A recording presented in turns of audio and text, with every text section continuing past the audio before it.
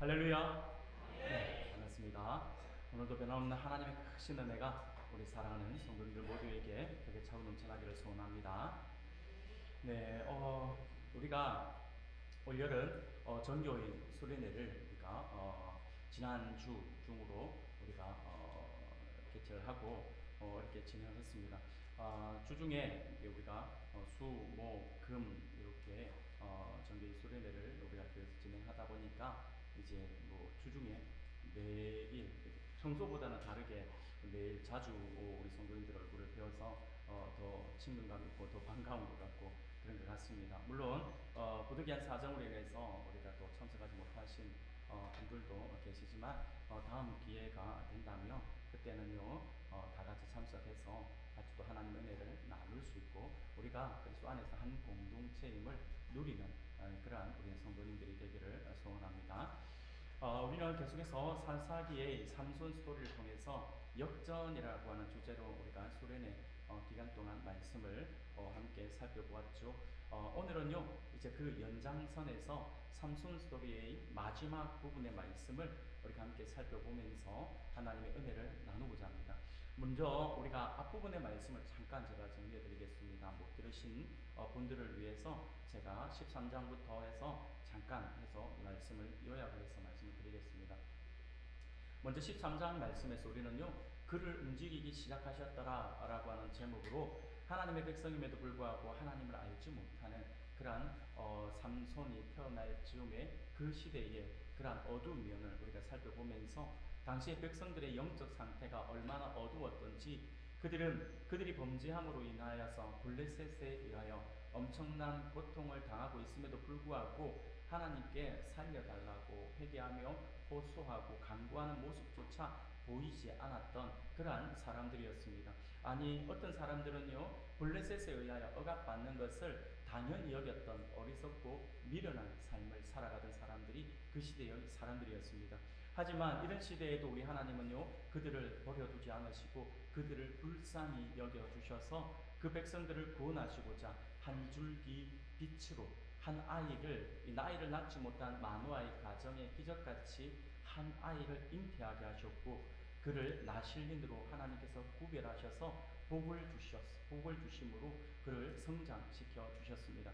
이스라엘의 구원을 위하여 여호와 영이 그를 이제 움직이기 시작하신 그러한 장면을 우리가 함께 살펴볼 수 있었던 것이 13장의 말씀이었죠. 바로 그 사람이 사사 삼손이었습니다.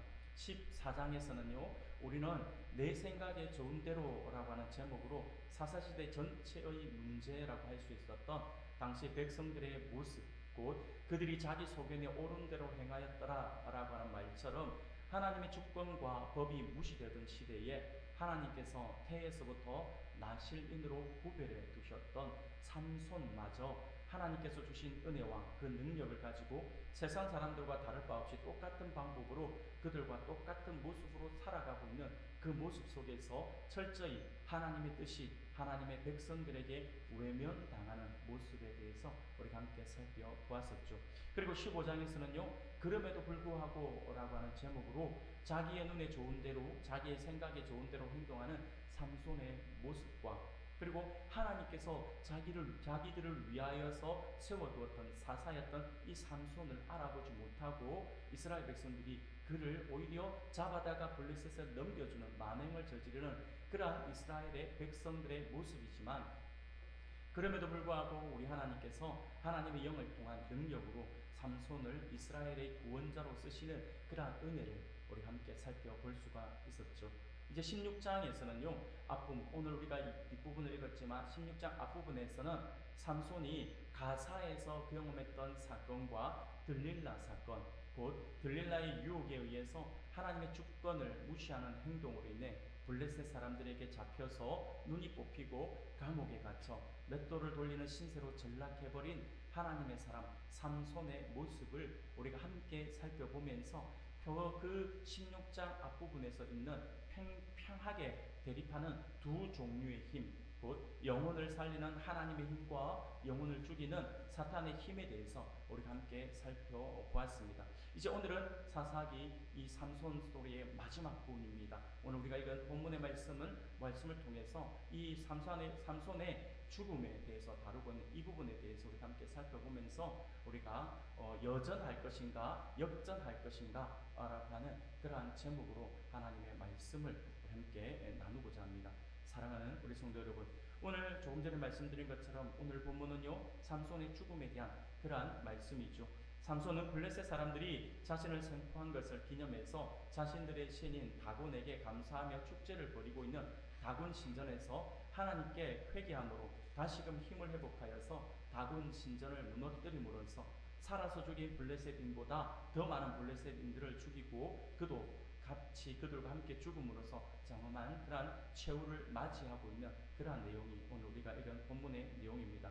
이러한 삼손의 최후에 대해서 성경은 어떻게 평가를 하는지 오늘 우리들에게 설명해 주고 있습니다. 히브리스를 보면 알 수 있어요. 히브리스 11장 32절과 33절 말씀을 보니까 이렇게 말씀합니다. 아주 간략하게 지나가는 말씀처럼 보여지지만 그 내용 안에 있는 의미는 굉장히 의미심장하다라고 할 수가 있을 것입니다.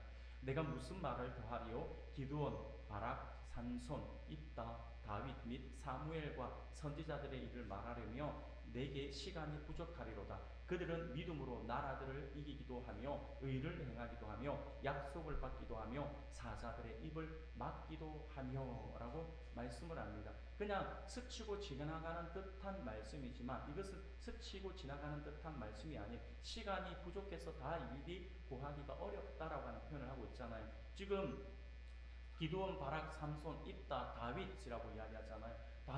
다윗과 삼손을 같은 위치에 동등하게 놓고 해석을 하고 있다라고 하는 거죠. 히브리스 기자는요, 이 삼손의 이 모습을 믿음으로 의를 행하였다라고 하는 평가를 하고 있더라고 하는 것이죠.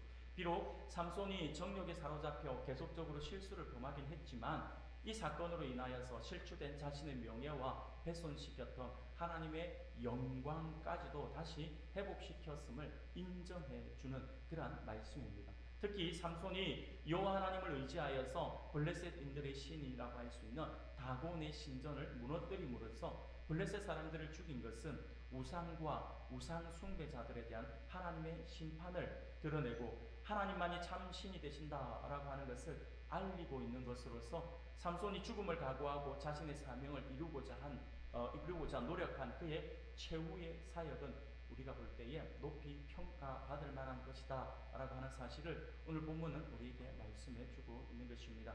하지만 그럼에도 불구하고 우리는 삼손이 그러한 비장한 최후를 맞이할 수밖에 없었던 원인이라고 할 수 있는 그의 육체적 타락에 있다라고 하는 사실을 우리가 한번 생각해 볼 때 우리 안에 항상 끌어오르는 우리의 육체의 소욕에 대한 억누름과 절제가 철저하게 요구되어진다라고 하는 사실을 결코 우리가 잊어서는 안 된다라고 하는 것입니다.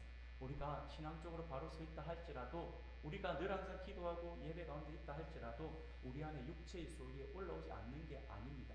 끊임없이 우리 안에 육체의 소욕이 올라와요. 이 육체의 소욕을 우리가 끊임없이 눌러야 합니다. 눌러주지 않으면 언젠가 나도 모르게 이 육체의 소욕이 나의 모든 삶을 잠식해 버립니다. 그러면 결국은요 우리도 삼손과 같이 나도 모르는 사이에 하나님 앞에 하나님의 법과 하나님의 주권을 무시하는 그러한 삶을 살아가게 되어 있다라고 하는 사실을 기억하시길 바랍니다. 하나님의 사람이 세상 사람들이 타락하면 그냥 타락으로 보이지만 하나님의 사람이 타락하면 그 타락은요 더 비참해진다라고 하는 사실을 우리가 분명히 기억해야겠습니다. 우리 주님께서 말씀하셨잖아요. 소금이 맛을 잃으며 밖에 버려져 사람들에게 밟힐 뿐이다 라고 하지 않습니까? 하나님의 사람이 우리 주님이 우리에게 너희는 세상의 소금이다 라고 하셨잖아요. 우리가 소금으로서의 맛을 잃어버리는 삶을 살아가면 결국 세상 사람들의 조롱거리가 되고 만다라고 하는 사실들을 우리가 결코 잊어서는 안 될 것입니다. 사랑하는 우리 성도 여러분, 우리가 삼손 스토리를 보면서 어떤 장면에서는요 어떻게 보면 굉장히 통쾌함을 자아내기도 했었고요, 또 다른 장면에서는요 하나님의 말씀에 역행하는 삼손의 모습을 보면서 안타까움을 우리가 가지기도 했습니다. 심지어 삼손이 너무도 어이없이 블레셋 사람에게 잡혀서 그의 두 눈이 뽑히는 장면의 말씀을 읽을 때면 안타까움을 넘어서 분노를 느끼게 되기도 합니다. 그 분노는요, 여러 가지 의미에서의 분노일 수도 있습니다. 삼손을 향한 분노일 수도 있고요, 잔혹한 블레셋 사람을 향한 분노일 수도 있습니다. 무엇보다 하나님의 종인 사사 삼손이 그들 앞에서 놀이개로 전락한 장면을 상상하며 오히려 우리는요, 우리 스스로가 모욕감을 느낄 정도로 좀 그 말씀 안에서 우리가 볼 때 좀 모욕감을 느낄 정도의 그러한 말씀이다라고도 할 수가 있을 것입니다.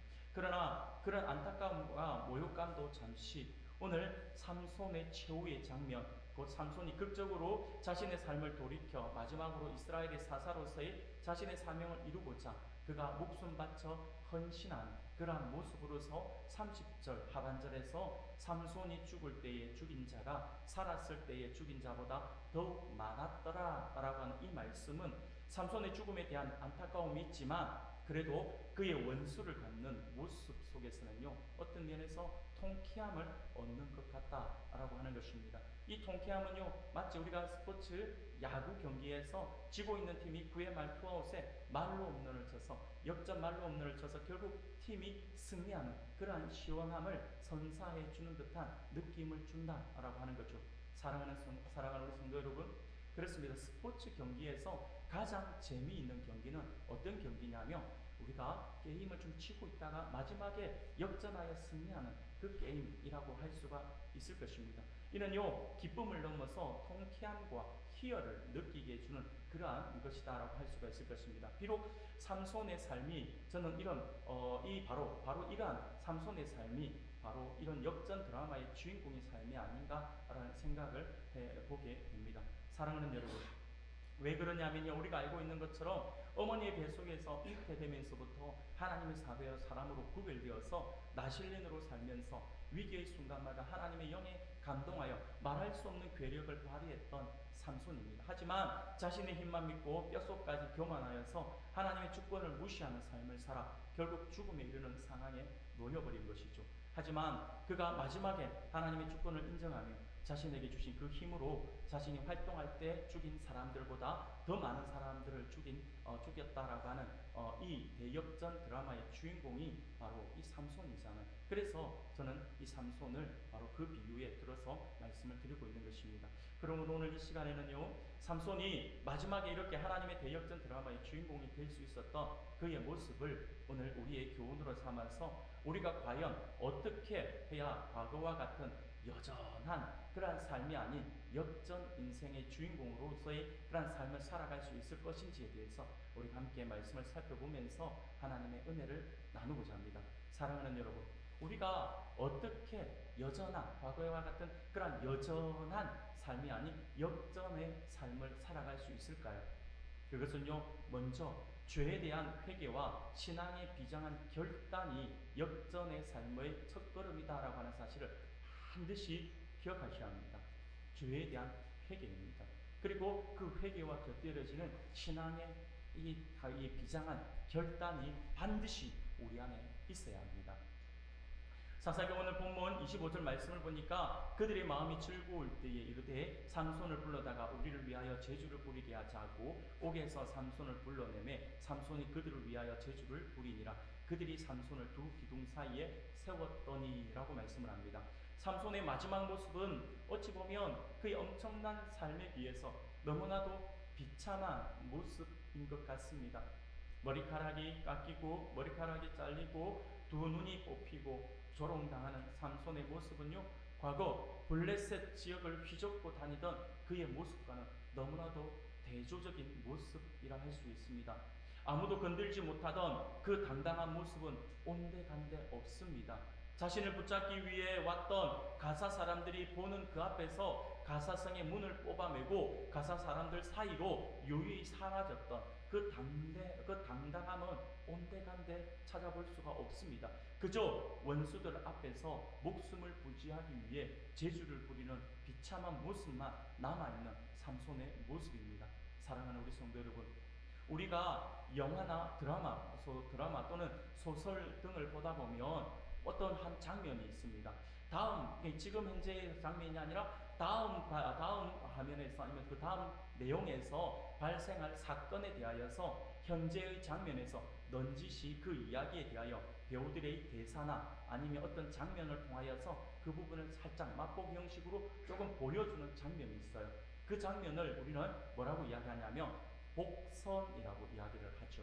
그래서 이 복선이라고 하는 드라마 영화에서 이 복선이라고 하는 것은 아주 중요한 역할을 합니다. 그래서 처음에는요, 이 배우가 이런 행동을 하고 이런 장면이 나오는 모습들을 처음에 이해할 수 없대. 뜬금없이 왜 이렇게 하지? 왜 저런 말을 할까? 라는 생각을 하지만 그때는 몰라요. 그러나 시간이 지나고 다음 장면에서 우리가 어떤 장면을 보면서 그때 이야기한 게 이 이야기구나 라고 하는 게 알아지잖아요. 그래서 그렇게 표현하는 그 기법을 우리는 복선이라고 이야기를 하거든요. 그래서 이 복선은 굉장히 좀 중요합니다. 중요하기 때문에 어느 시점에 집어넣느냐라고 하는 것도 중요해요.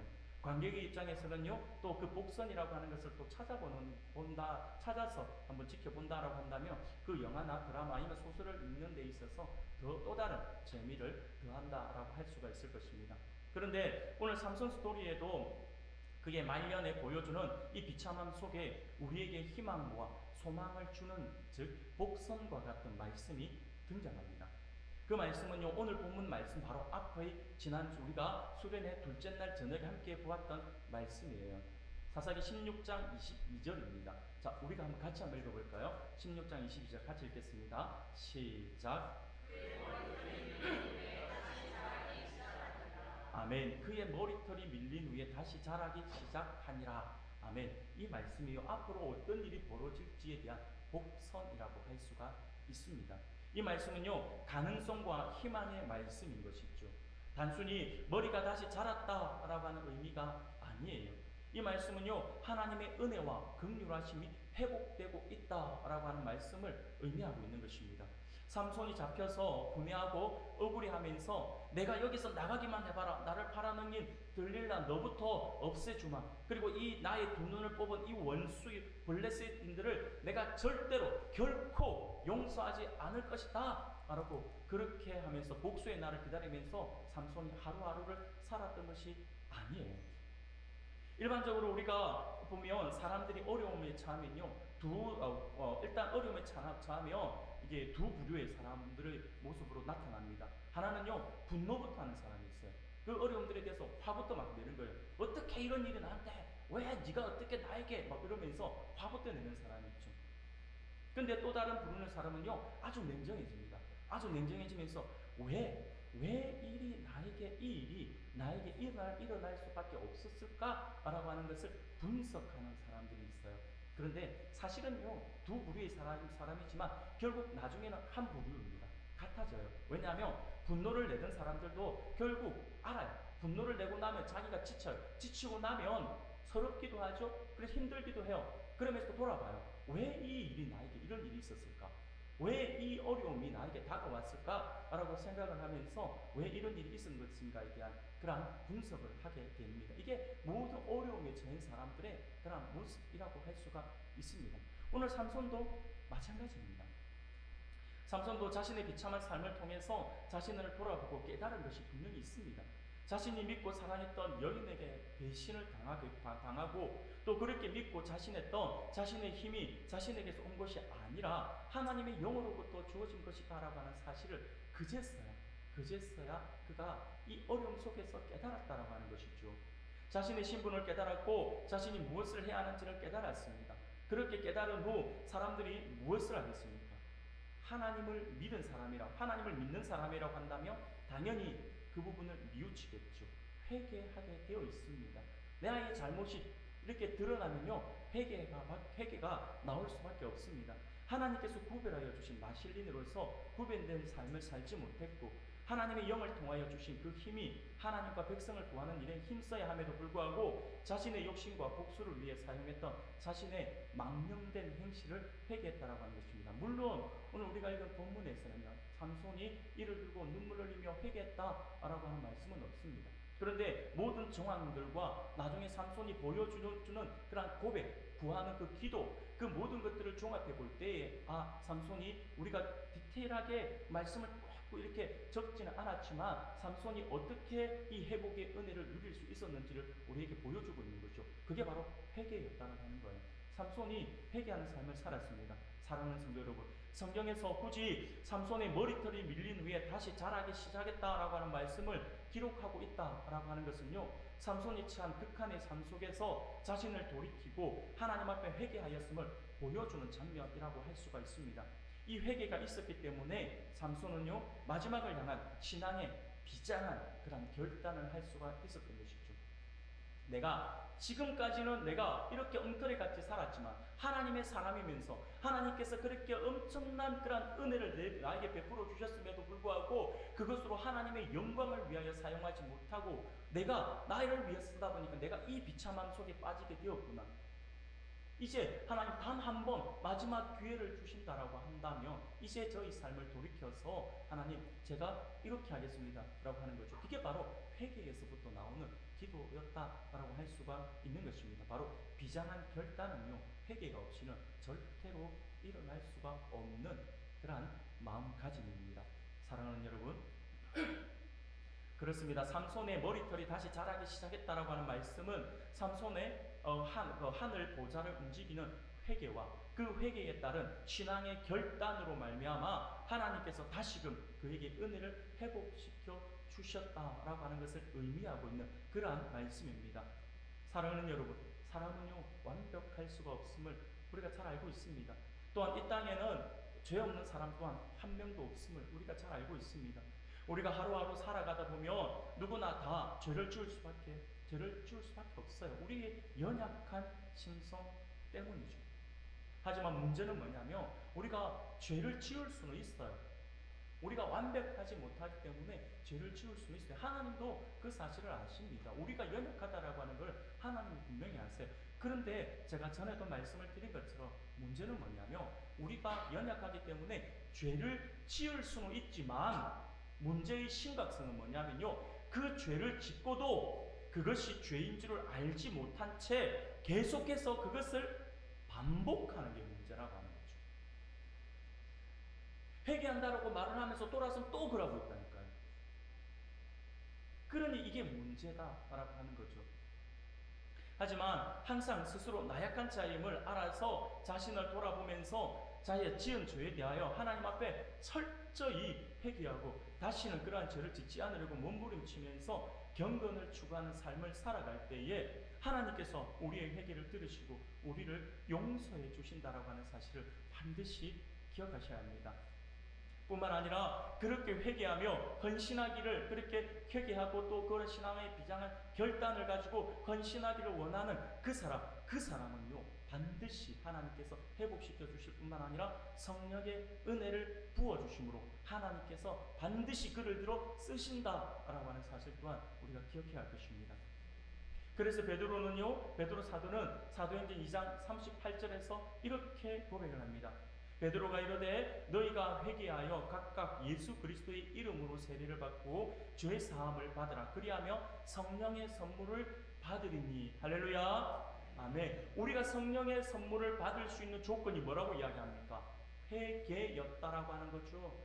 우리가 철저히 회개하면요 하나님의 영이 우리에게 은혜를 더해 주십니다. 우리에게 은혜를 더해 주시면 하나님 앞에 더욱더 귀하게 여러분들이 쓰임 받을 수가 있다라고 하는 사실들을 잊어서는 안 될 것입니다. 회개에서부터 시작된다라고 하는 것입니다. 사랑하는 여러분, 우리가 죄 사함을 받고 성령을 선물로 받는 비결이 바로 회개입니다. 그리고 회개를 통한 우리의 신앙의 비장한 결단이죠. 우리의 회개와 신앙의 비장한 결단이 하늘 보좌를 움직이고 하나님의 영의 도우심을 받을 수 있게 한다라고 하는 사실을 반드시 잊어서는 안 됩니다. 그리고 또 한 가지 회개가 중요한 이유가 있어요. 회개가 중요한 이유는 무엇이냐면 그것은요 우리의 삶 속에는 눈물과 좌절과 쓰라림이 있기 때문입니다. 이게 무슨 말일까요?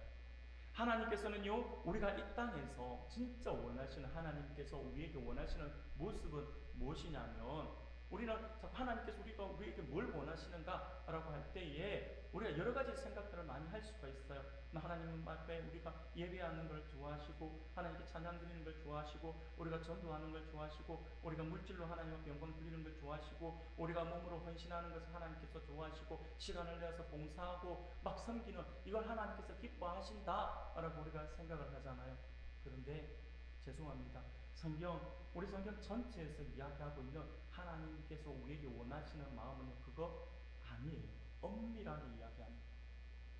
성경에서 우리에게 계속해서 말씀하시면서 우리에게 요구하시고, 그리고 우리가 누리기를 원하시는 것은요, 그리고 하나님께서 우리에게 원하시는 것은요, 여러분들의 헌신과 여러분들의 봉사 좋죠. 그거 좋죠. 하나님 앞에 온전히 예배 드리는 거 좋죠. 그러나 하나님께서 진짜 여러분들에게 원하시고 하나님께서 기뻐하시는 게 뭐냐면 바로 우리의 행복입니다. 하나님은요, 우리가 이 땅에서 행복하기를 원하세요. 그 행복하게 살아가는, 근데 행복이 세상이 주는 어떤 즐거움, 쾌락으로 인한 행복이 아니라 하나님으로 인한 행복, 하나님 때문에 기뻐하고, 하나님 때문에 즐거워하고, 하나님 때문에 정말 내가 몸을 주체할 수 없을 만큼 좋아서 춤을 추는 다윗과 같이 바지가 흘러내려올 정도로, 그것도 모를 정도로 춤을 추는 그 장면, 하나님께서 너무 좋아하시는 거예요. 그 장면을 보시고 하나님께서 우리에게 그 장면을 보시고 하나님께서 천지만물 다 창조하시고 6일째 되는 날에 심히 보시기에 좋았더라 라고 말씀을 하시는 거예요. 우리의 행복이, 하나님 때문에 누리는 우리의 행복이 곧 누구의 행복이냐면 하나님의 행복이에요. 그 마음을 하나님께서 우리에게 불어넣어 주셨어요. 그래서 부모님들이 자녀들이 기뻐하고 자녀들의 입에 음식이 들어가서 즐거워하는 모습을 보며, 비록 내 입에 들어가진 않지만, 내가 그것을 먹지는 않지만, 내가 직접 누리는 기쁨은 아니지만 내 자녀가 웃는 모습을 보며 함께 웃는다라고 하는 거죠. 이게 하나님께서 우리에게 주신 마음이에요. 하나님은요, 우리가 행복하기를 원하십니다. 그런데 솔직히 우리가 한번 냉정하게 한번 봅시다. 여러분, 내일의 삶 속에서 여러분 행복하십니까? 뭐라 답을 해야 되지? 조심스럽죠. 아니요 하려니 뭔가 좀 새끼람직한 것 같고, 예라고 이야기하려니 그래도 내 안에는 문제가 있는 것 같은데 라는 생각이 들어서 이때 답하기가 참 곤란하죠. 사랑하는 여러분, 냉정하게 놓고 우리가 우리의 삶을 돌아보며, 죄송합니다, 우리가 이 땅에서의 삶을 돌아보며 우리가 정말 행복하냐라고 할 때 행복은 요만큼이고 우리가 생각할 때 불행은 이만큼인 것처럼 느껴지지 않나요? 우리가 행복하지 못한 것 같아요. 그러면 여러분, 하나님은 우리에게 행복한 삶을 원하시는데 우리가 왜 그 행복을 누리지 못할까요? 우리가 왜 그 행복을 느끼지 못할까요? 왜 우리의 행복은 요만하게 느껴지고 우리의 불행은 이만하게 느껴지는 것일까요? 이유는 다른 데 있지 않아요.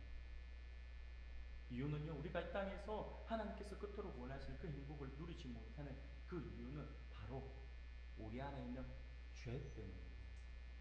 우리 안에 있는 죄가 그것을 가로막아요. 우리의 죄가 우리의 눈을 흐리게 하고요, 우리의 죄가 우리 안에 있는 하나님의 영광의 빛을 가리고요, 우리의 죄가 우리로 하여금 사망으로 달려가게 하고 있기 때문에 그렇다라고 하는 거예요. 하나님께서 나에게 이런 은혜를 베풀어 주셨는데 우리의 죄악의 눈은요, 그 은혜가 눈에 보이지 않는 거예요. 옆에 사람이 가지고 있는 그게 더 좋아 보이는 거죠, 내 손에 있는 것보다. 그래서 우리 속담에도 있잖아요, 남의 떡이 커 보이는 거예요. 내가 떡을 들고 있음에도 불구하고 다른 사람 옆에 있는 떡을 보니 그게 더 크니까 내가 가지고 있는 것에 대한 감사가 안 나온다라고 하는 거죠. 왜 그렇습니까? 내 안에 있는 죄가 탐욕으로 나타나고, 그 탐욕이 시기 질투로 나타나기 때문이죠. 사랑하는 성도 여러분, 이 땅에서 행복을 누려야 할 우리가 행복하지 못하다라고 한다면 그것은 하나님의 뜻이 절대로 아닙니다. 하나님의 뜻은 우리가 행복한 삶을 살아가기를 원하십니다. 주 안에서 유쾌한 삶을 사는 것이 하나님의 뜻이다라고 하는 거예요. 이처럼 하나님의 뜻인 유쾌한 삶의 첫 관문이 무엇이냐라고 하니까 바로 회개라고 하는 거죠. 우리가 돌이킴이에요. 여러분, 회개는요, 자꾸 우리가 생각할 때에 회개는요, 눈물 흘리는 거다라고 생각하는 사람이 많아요. 내가 지은 죄에 대해서 반성하는 거라고 생각하는 사람이 많아요. 회개는 반성 아니에요. 회개는 눈물 아니에요. 여러분들 눈물 흘렸다라고 집회 가운데 눈물 흘렸다 해서 눈물이 은혜의 척도다라고 생각하시면 절대 안 됩니다. 회개는 절대로 반성 아니에요. 회개는 돌이킴이에요. 돌이킴. 다시는 그 가운데로 범하지 않는 그거, 그 길로 가지 않는 그거, 그게 돌이킴, 그게 바로 회개입니다. 그게 유쾌한 삶, 행복한 삶으로 나아가는 첫 관문이라고 하는 거죠. 사도행전 3장 19절을 보면요, 이렇게 말씀을 해요. 그러므로 너희가 회개하고 돌이켜 너희 죄 없이 함을 받으라. 이같이 하면 새롭게 되는 날이 주 앞으로부터 이를 것이요 라고 이렇게 말씀을 하죠. 저는 이 부분들을 우리 개정에서 이렇게 해석을 했는데, 이 부분의 해석은요, 앞에 성경 개역 한글 성경의 말씀이 더 우리에게 와닿는 것 같아요. 개역 한글에서는요, 뭐라고 예전에 우리 성경에는 뭐라고 이야기하고 있냐면, 그러므로 너희가 회개하고 돌이켜 너의 죄 없이 함을 받으라. 이같이 하면 유쾌하게 되는 날이 주 앞으로부터 이를 것이요 라고 말씀을 합니다. 무슨 말입니까? 우리가 진정한 회개를 할 때 그 회개를 통하여서 우리에게 정말 유쾌한 날, 하나님께서 기뻐하시는 행복함이 우리에게 찾아온다라고 성경은 우리에게 말씀해 주고 있잖아요. 사랑하는 성도 여러분, 현재의 나의 삶에 만족이 없습니까? 내가 행복을 누리지 못하고 있다라고 생각이 들어집니까? 그렇다면 우리는 우리의 삶을 돌아보아야 합니다.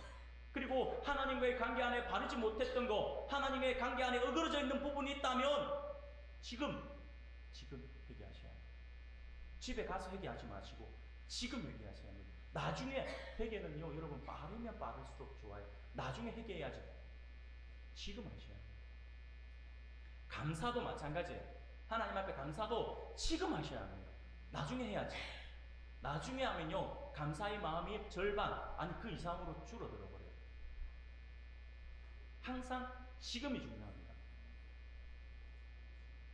방향을 바꾸지 않고 회개하지 않으면, 주께로 돌아가지 않으면 회복과 역전의 삶은 있을 수 없다라고 하는 사실을 기억할 수 있기를 바랍니다.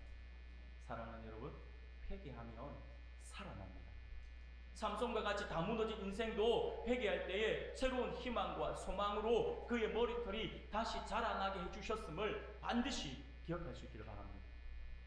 그리고 또 삼손이 회개하고 돌아섰다라고 하는 사실을 우리에게 알 수 있는 것이 28절 말씀에 나옵니다. 제가 읽어드리겠습니다. 삼손이 여호와께 부르짖어 이르되 주 여호와여 구하옵나니 나를 생각하옵소서. 하나님이여 구하옵나니 이번만 나를 강하게 하사 나의 두 눈을 뺀 블레셋 사람에게 원수를 단번에 갚게 하옵소서라고 말씀을 하죠. 지금 삼손이 처한 상황 속에서 보통 사람들이 기도하고 외치는 것이라고 한다면 대부분 나를 살려주세요 라고 하는 그런 기도를 하는 것이 당연할지도 몰라요. 과거에 삼손이었다라고 한다면 이렇게 기도했을지도 몰라요. 삼손이 직접 보여줬잖아요. 블레셋 군인 나귀 특배 하나로 1000명을 죽이고 나서 목말라 쓰러질 듯 되니까 뭐라고 이야기합니까? 하나 그 앞에까지 내가 1000명을 죽였다라고 이야기하던 그가 당장 내가 죽게 되니까 뭐라고 이야기합니까? 그가 고백했던 것이 하나님의 사람이 내가 여기서 이렇게 쓰러져 죽으면 블레셋 사람들에게 짓밟히면 하나님이 모욕당하지 않습니까? 그럼 그 말이 무슨 말이에요? 그러니 하나님을 위해서 저를 살려주세요. 이렇게 기도하고 있는 거잖아요. 삼손이 이야기하고 평소대로 한다면 나를 살려주세요라고 기도해야 되는 게 맞아요. 근데 삼손은 그렇게 하지 않아요. 나를 생각하옵소서. 하나님이여 구하옵나니 이번만 나로 강하게 하사 블레셋 사람이 나의 두 눈을 뺀 원수를 단번에 갚게 하옵소서라고 그렇게 고백합니다. 여러분 보십시오. 20절 중간 말씀에도 보면 뭐라고 이야기합니까? 마지막에 그 유혹에, 들릴라 유혹에 빠져서 머리카락을 다 밀고 난 뒤 삼손이 뭐라고 합니까? 블레셋 사람들이 잡으러 왔다라고 하니까 벌떡 일어나서 하는 이야기가 내가 전과 같이 나가서 몸을 떨치리라 라고 이야기를 해요. 무슨 말입니까? 삼손은요, 처음부터 끝까지 뼛속까지 교만해서 하나님께서 나에게 주신 그 힘이 내 힘인 줄 알았다니까요. 내 능력인 줄 알았다니까요. 그런데 삼손이 이 비참함 속에서, 이 고통 속에서 깨달은 것이 이거죠. 그 모든 것이 내 힘이 아니라 하나님의 은혜였다라고 하는 것을 아는 거죠. 그러다 보니까 이제 내가가 아니게 되는 거죠. 하나님이 주셔야지만 그 힘을 가질 수 있다라고 하는 것을 알게 되는 거죠. 그러면서 이번만 나를 강하게 해달라고 하잖아요. 여러분, 하나님 앞에 돌이킴의 모습을 보여주고 있는 거죠. 삼손이 돌아선 것입니다. 자신의 눈에 좋은 대로, 자신의 혈기대로, 심지어 하나님의 영의 인자하심으로 주신 힘도 자기 자신을 위해 썼던 삼손이잖아요. 그런데 그런 그가 지금 블레셋에게 복수할 수 있는 기회를 달라고 기도하고 있는 것입니다. 철저히 자신의 과거의 삶을 돌아보고 회개한 삼손입니다. 이제 마지막으로 자신을 강하게 해달라고 기도합니다. 그 이유가 무엇입니까? 블레셋 사람들에게 복수하기 위함입니다. 그러면 여기서 우리가 한 가지 의문을 가질 수 있잖아요. 우리가 말씀만 놓고 본다고 한다면, 이 말씀에 있는 그 문자 그대로 본다고 한다면 지금 삼손이 복수하고자 하는 것도 지극히 개인적인 복수가 아닌가? 라고 하는, 내 두 눈을 뽑은 이 원수를 갚게 해달라 라고 하는 것이니까 개인적 복수를 위해서 하나님의 능력을 달라고 하니 삼손이 돌이켰다, 삼손이 회개했다라고 하는 말은 좀 모순적인 거 아닌가요? 라고 생각할 수 있어요. 하지만 그거 아니에요. 말씀을 전후 문맥에서 가만히 우리가 묵상하셔야 합니다. 문자 그대로 우리가 보시면 안 됩니다. 지금 삼손의 복수는요, 개인적인 복수가 아니라 하나님의 도구로서 하는 그런 하나님을 모욕하는 이들을 향한 징벌로서 하나님의 영광을 위한 복수를 지금 다짐하고 있는 것입니다. 삼손을 이스라엘 사사로 세운 분이 누구입니까? 하나님이시잖아요. 여러분들 잘 아시는 것처럼 국가의 지도자나 다른 나라의, 즉 국가의 지도자가 다른 나라에 파견한 사신이 있다고 생각해 봅시다. 그 사신을 다른 나라에 파견했는데 그 나라, 파송했던 그 나라의 어떤 국가가, 그 나라의 어떤 힘을 가지고 있는 지도자가 그 사신을 모욕을 해요.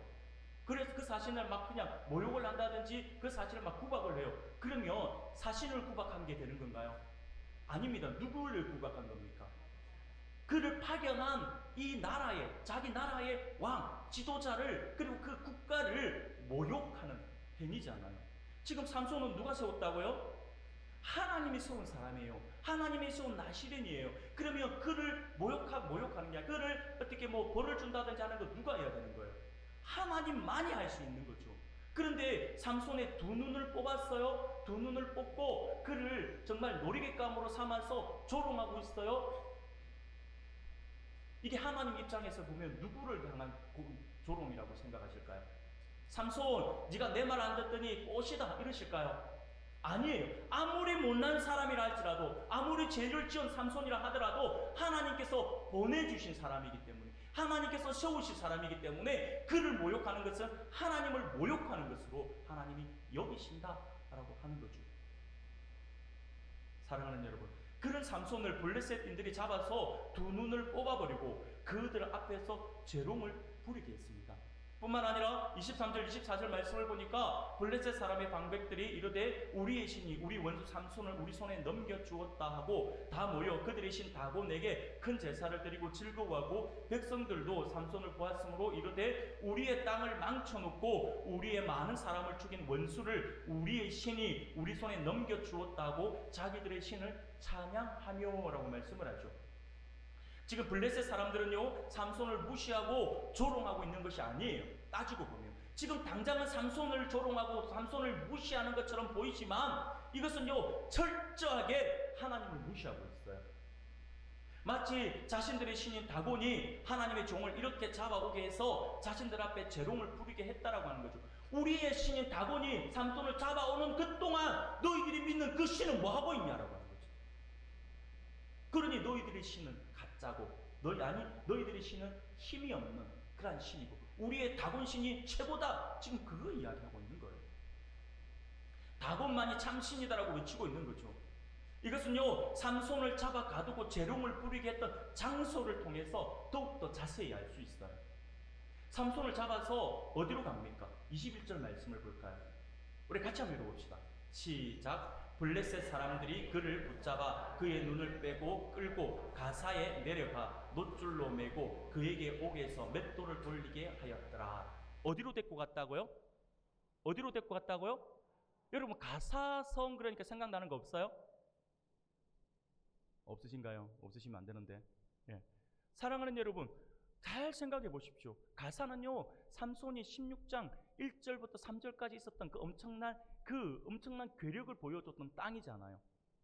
그러면 제가 그때 말씀을 나눌 때 가사성은요, 이스라엘 땅의 위치에서 볼 때에 브레셋의 유명한 다섯 개 성읍 가운데 가장 밑에 있다고 그랬어요. 그 따지고 보면 이스라엘 입장에서 볼 때 이스라엘의 블레셋의 가장 깊숙한 곳에, 그곳에 지금 가사가 있는 거예요.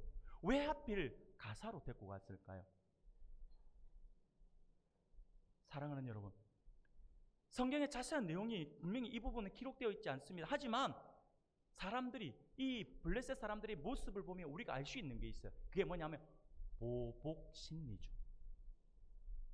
삼손 단 한 사람에 의해서 자신들의 자존심과 같았던 거대한 성문이 뽑히고 빼앗겨 버렸던 그 수모를 겪었던 것을 기억한 것입니다. 그리고 삼손이 블레셋 사람들 전체에 얼마나 많은 두려움과 떨림을 만들었습니까? 그러니 그를 잡아서 그를 지금 가사 땅으로 가면서 블레셋 한가운데까지 그 가장 깊은 곳까지 가면서 많은 블레셋 사람들이 보고 조롱하게끔 우리의 신이 이만큼 능력이 있어서 우리가 그렇게 원수같이 여겼던 삼손을 우리 손에 주셨으니 여러분들 삼손 우리의 신께서 우리에게 붙잡아 주셨으니 여러분들 이제 안심하십시오. 와서 구경하십시오.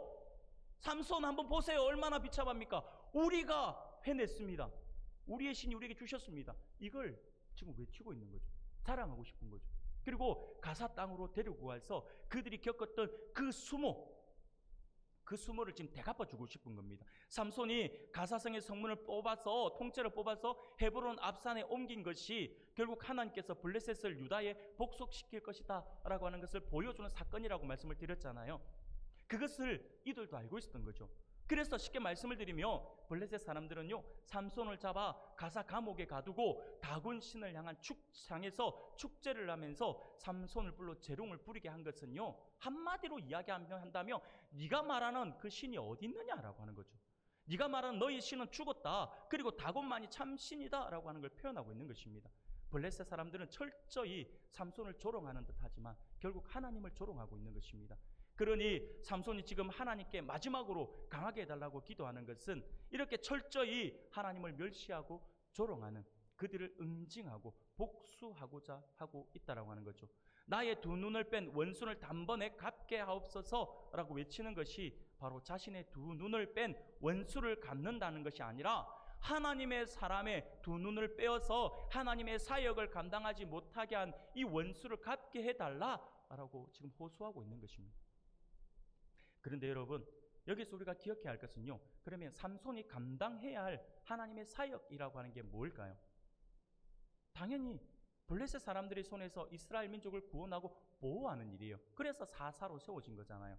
그래서 삼손이 죽음을 각오하고 지금 외치는 이 기도는요, 마지막으로 자신에게 힘을 주셔서, 하나님 마지막으로 나에게 힘을 주셔서 지금까지 내가 못다한 이 사역, 이 사명 내가 목숨으로 바쳐서 하나님 마지막으로 그것을 감당할 수 있도록 나에게 힘을 주시옵소서라고 외치고 있는 것이다라고 하는 거죠.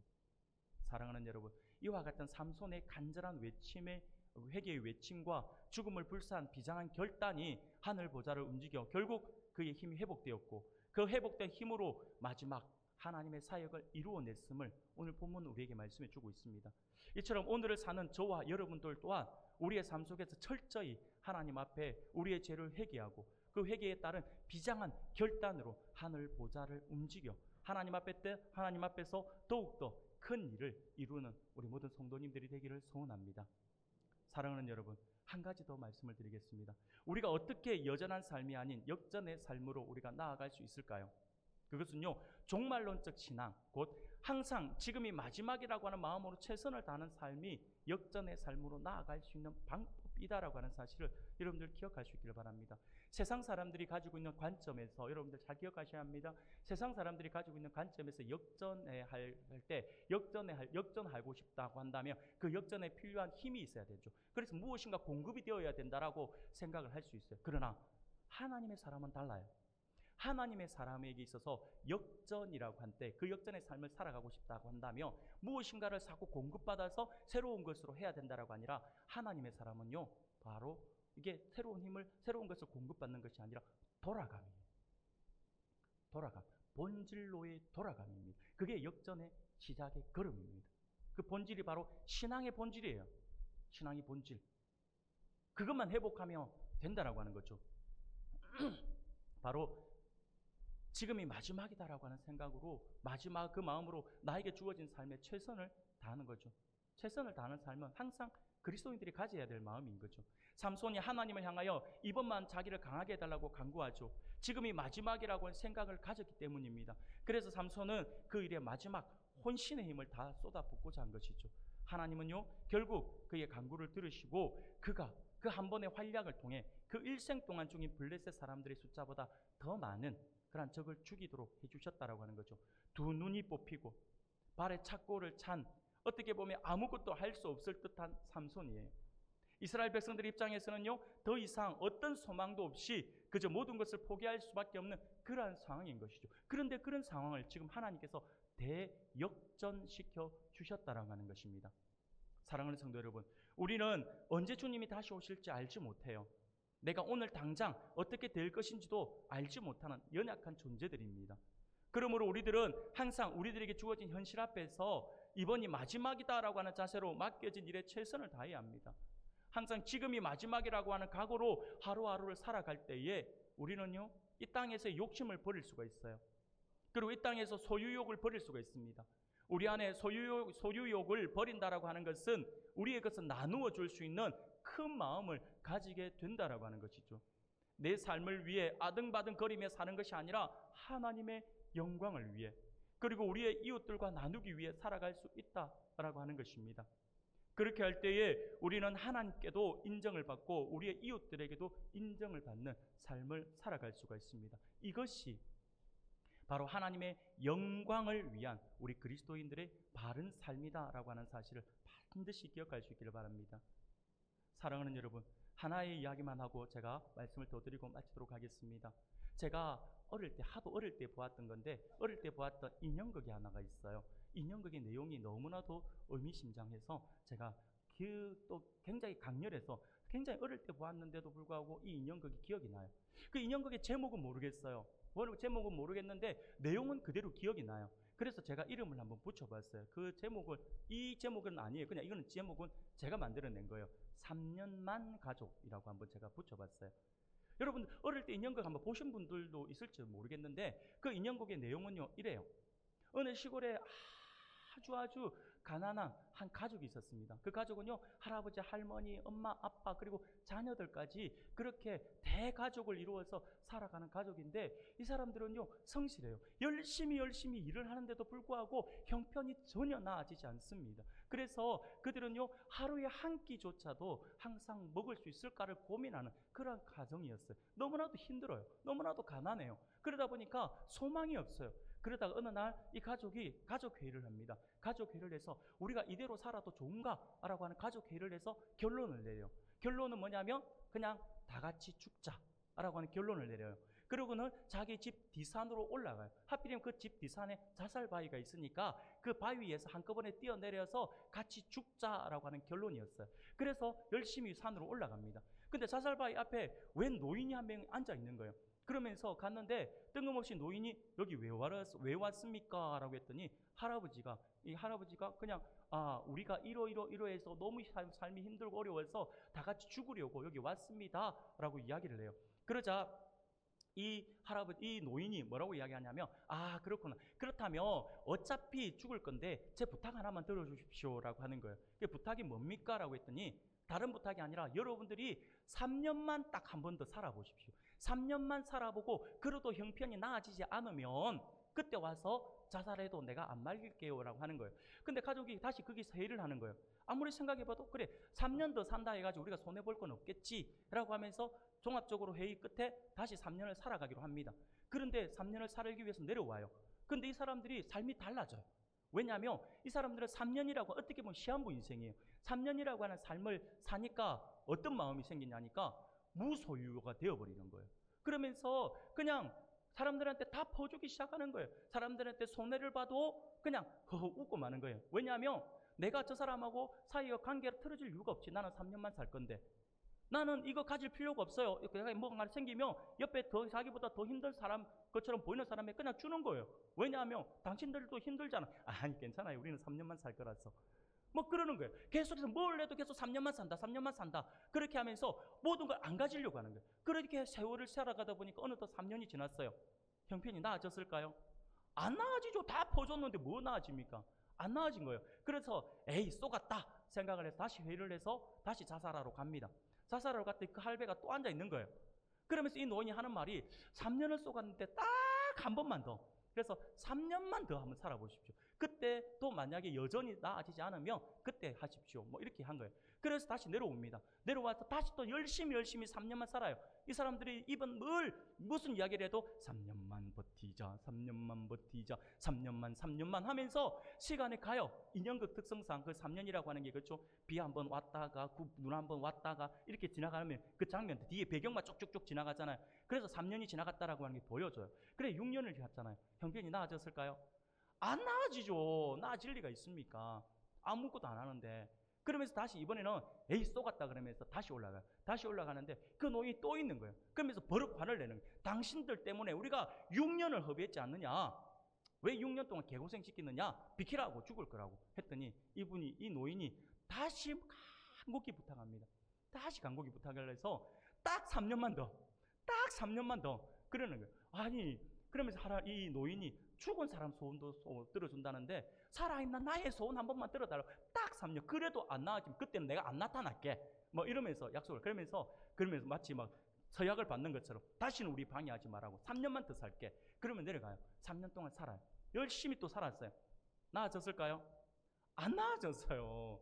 그러면서 이번에는 무조건 있어도 이번에는 올라가면 그 할배 나타나면 그 할배 손잡고 같이 뛰내리자. 막 이런 심정으로 산에 올라가요. 올라가는데 그 할배가 나타났어요. 할배가 있는데 아니나 다를까 딱 멱살을 잡으려고 딱 하는 순간 여러분들 자살하십시오.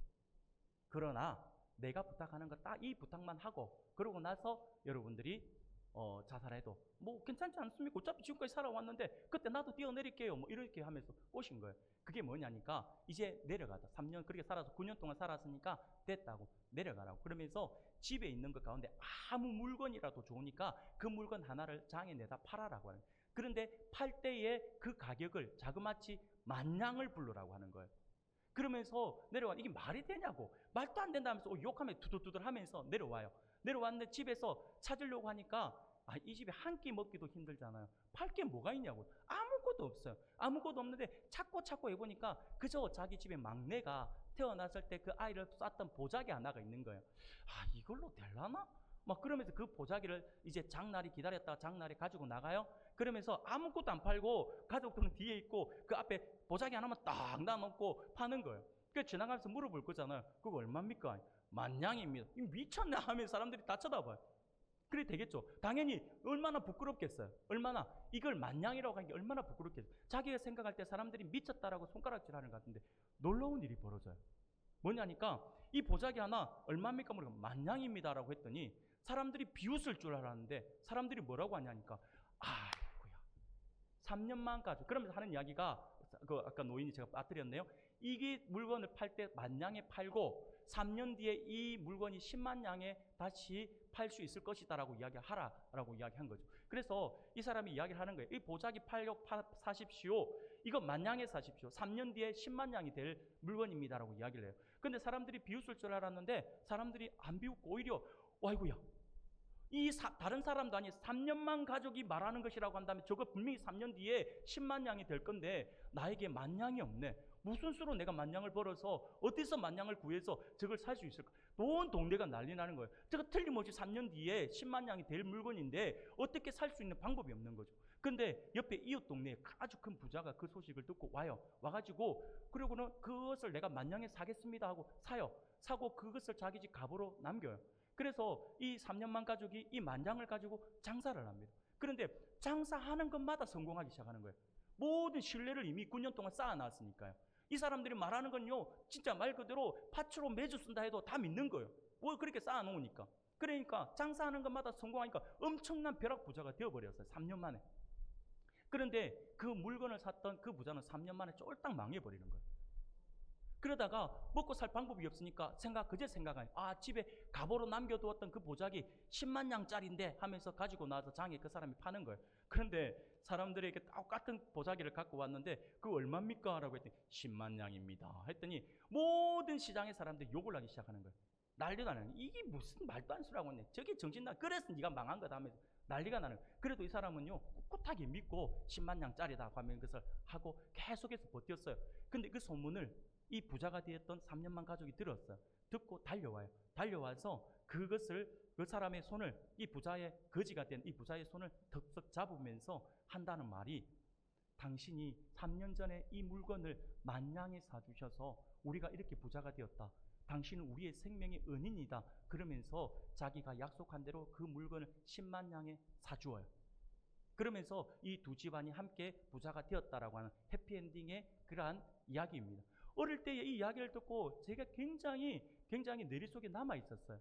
근데 그때는 그냥 그런갑다라고 말았는데 목사가 된 지금 그 과거의 이야기를 딱 생각해 보니까 너무나도 성경적인 인형극인 거예요. 사랑하는 여러분, 이게 바로 우리 예수님 믿는 사람들이 살아야 할 삶의 모습이에요. 우리는 이 땅에서의 삶의 전부가 아니라고 하는 것을 알아야 합니다. 저 천국에 우리를 소망을 두고 살아가는 사람들이죠. 그런데 이 땅에서 우리가 아등바등거리면서 우리의 욕심을 채우고자, 우리의 소유욕을 채우고자 살아간다라고 한다면 그건 하나님의 뜻이 아닙니다. 우리는 이 땅에 소망을 두는 것이 아니라 저 천국에 소망을 두기 때문에 항상 주어진 삶 속에서 마지막이라고 하는 삶으로 우리가 최선을 다해야 합니다. 그렇게 최선을 다할 때 옆에 있는 사람들이 우리를 보고 도전을 받아요. 그리고 우리가 신뢰할 사람이 되어요. 우리가 신뢰할 사람이 되면 여러분, 전도 그때는 쉬워요. 내가 신뢰할 수 없는 사람인데 내가 입술을 열어 전도하고 있어요. 사람들이 뭐라고 할까요? 니나 잘하세요. 그럴 겁니다. 그러나 우리가 예수 안에서 최선을 다하는 삶을 살아서 무소유를 가지고 저 천국의 소망을 두면서 성실한 삶을 살면요, 안 믿는 사람들이 우리의 모습을 보고 도전을 받아요. 그러면서 하는 이야기가 내가 예수 믿자, 교회 가자 그러면 다른 사람 말은 몰라도 네 말은 내가 믿어진다. 그래, 예수 믿으면 하나님의 은혜가 있겠네, 복 받겠네 라고 하면서 따라오게 된다라고 하는 거죠. 우리의 착한 행실을 통하여서 사람들이, 믿지 않는 사람들이 하나님께 영광을 돌리는 그 일이 일어난다라고 하는 것입니다. 사랑하는 성도 여러분, 오늘 말씀을 기억할 수 있기를 바랍니다. 삼손이 마지막으로 보여줬던 그의 신앙적 모습은 그가 마지막 구의 말 투아웃에 말로 없는을 치는 것과 같은 역전의 삶이라고 말씀을 드렸습니다. 이러한 삼손이 마지막에 보여준 그의 삶을 우리가 기억해서 오늘 우리도 철저히 나의 삶 속에서 회개할 것은 회개하고 하나님 앞에서 신앙의 단호한 결단을 가지고 종말론적 삶으로서 주어진 삶의 현장에서 최선을 다하여 살아감으로써 하나님께서 주시는 역전의 인생을 통한 나의 삶과 우리의 가정 그리고 우리 교회 안에 여전한 삶이 아니라 역전의 바람을 불어넣어 하나님께 모든 영광 돌려드릴 수 있는 우리 모든 성도님들 다 되시기를 주님의 이름으로 축원합니다.